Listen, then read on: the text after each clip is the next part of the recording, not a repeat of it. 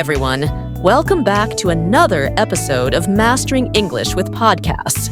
Today, we have something a little different and very exciting for you. That's right. In today's podcast, we're going to listen in on a real-life conversation between two lovers who are meeting again after a long 5 years of being apart following their breakup. It's going to be an emotional, yet insightful dialogue. You'll get to experience the nuances of how people express their feelings in English, especially when dealing with sensitive situations like this. So, without further ado, let's dive into the conversation and see how things unfold.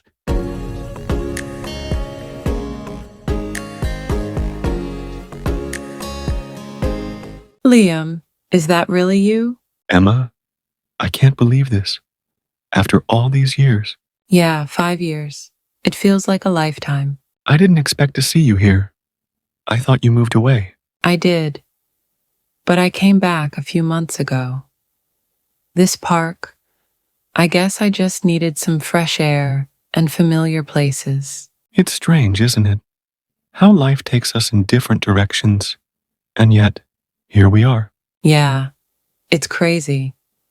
How have you been? What's been going on in your life? Where do I even start? After we broke up, I wasn't myself for a long time. I kept trying to forget, move on, but it was harder than I thought.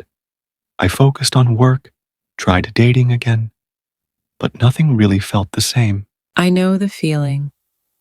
I tried to move on too. I even left the city for a while, thinking distance would make it easier. But I never really let go, I guess. Why did we let it end like that? Why didn't we fight harder? We were both so young, so hurt. I thought leaving was the best thing for us. I thought I was doing the right thing, but I've wondered every day if it was a mistake. I've asked myself the same question.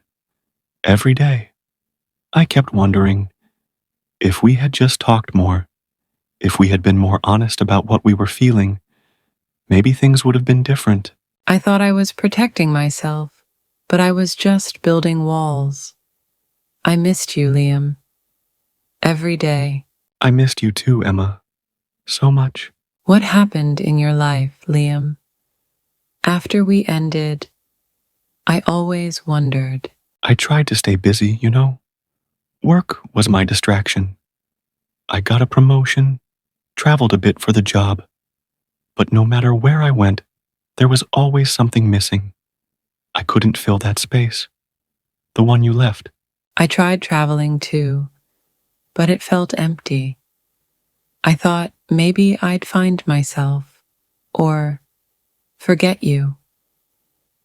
But I didn't. Did you ever meet someone else? I dated a few people, but it never felt right. I always found myself comparing them to you. And then I realized I never really healed from us. What about you? Same here. I tried. I thought moving on was the only way. But my heart, it never really let go of you, Emma. So much time has passed, and yet it feels like we're still here, still in that moment. I know. 5 years, and it still feels unfinished. Do you think we could ever fix what we broke? I don't know. But maybe this is our chance to try. I think I'd like that. We've both been through a lot. Maybe now we can talk, really talk, and figure out where we go from here. Yeah, no more walls. No more running away. It's been too long, Emma. I don't want to lose you again. I don't want to lose you either, Liam. Wow, that was such a deep and emotional conversation, wasn't it? I'm sure many of you could feel the weight of their words. Absolutely, Razel. And now, let's take a moment to dive into some vocabulary that came up during the conversation. These are great words to help improve your English skills. We're going to explain the meaning of these words, show how they were used in the conversation, and give you another example so you can use them in your daily life. Vocabulary Builder. Let's start with the word strange. It means something that feels unfamiliar or unusual. In the conversation, Liam says, "It's strange, isn't it? How life takes us in different directions, and yet here we are." He's saying it feels unusual or unexpected that they're meeting again after so many years. Here's another way to use it. It feels strange being back in my hometown after so many years.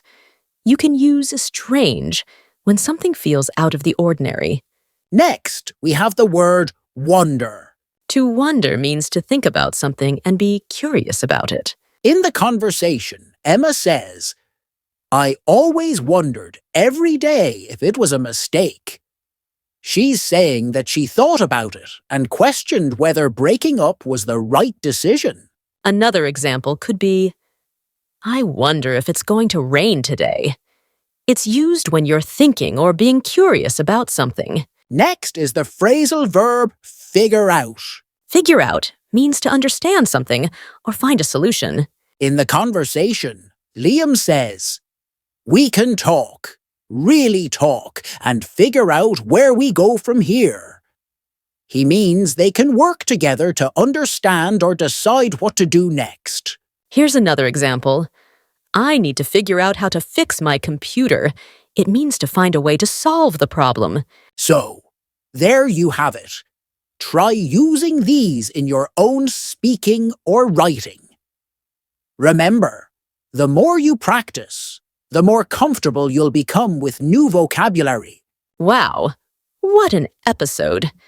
We've covered a lot today. From a deeply emotional conversation between two people reconnecting after 5 years, to breaking down key vocabulary that you can start using right away. It's amazing how much we can learn from real-life conversations. Whether it's about feelings, relationships, or just expanding your vocabulary, there's always something to take away. Remember, learning English isn't just about memorizing words. It's about understanding how they're used in everyday life. The more you immerse yourself in these real-life situations, the easier it will become. Exactly. And don't forget to practice what we learned today. Whether you're talking about something strange, something you wonder about, or a situation where you need to figure out what's next. Keep building your skills day by day, and don't be afraid to make mistakes. Every step you take is progress, even if you don't see it right away. So, until next time, stay curious, keep practicing, and remember, learning a language is a journey, not a race. And as always, don't forget to like, share, and subscribe to our podcast. Let us know in the comments how you're applying today's vocabulary in your own conversations. We love hearing from you. See you in the next episode of Mastering English with Podcasts. Stay positive and keep learning.